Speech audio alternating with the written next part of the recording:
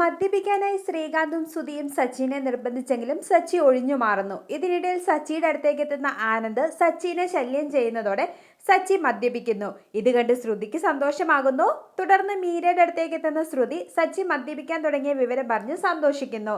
പിന്നീട് കുടിച്ച് ലക്ക് കേട്ട് ഡീലറിന്റെ അടുത്തേക്ക് എത്തുന്ന സച്ചി ഡീലറിനെ സന്തോഷിപ്പിക്കാനായി പാട്ട് പാടുന്നു. തുടർന്ന് ശ്രുതി പറഞ്ഞതനുസരിച്ച് എല്ലാവരും ഡാൻസ് കളിക്കുന്നു. ഇതേ സമയം അവിടെ എത്തുന്ന ശ്രുതിക്ക് ഇതെല്ലാം കണ്ട് ദേഷ്യം വരികയും ഇപ്പോൾ ഫോൺ എടുക്കാൻ പറ്റില്ലെന്നും ഇവിടെ നിന്ന് പോകുന്നതിന് മുമ്പ് ഞാൻ എങ്ങനെയെങ്കിലും സച്ചിയുടെ ഫോൺ എടുത്തിരിക്കുമെന്നും മീരയോട് പറയുകയും ചെയ്യുന്നു.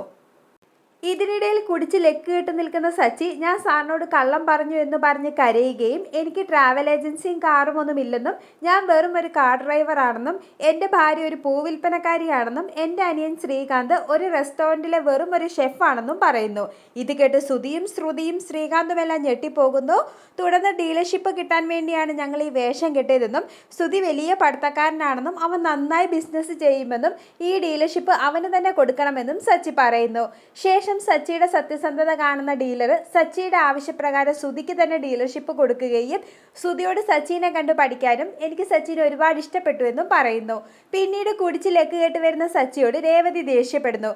ശേഷം ഡീലറോട് സത്യങ്ങൾ തുറന്നു പറഞ്ഞ വിവരം സച്ചി രേവതിയോട് പറയുന്നത് കാണിച്ച് എപ്പിസോഡ് അവസാനിക്കുന്നു.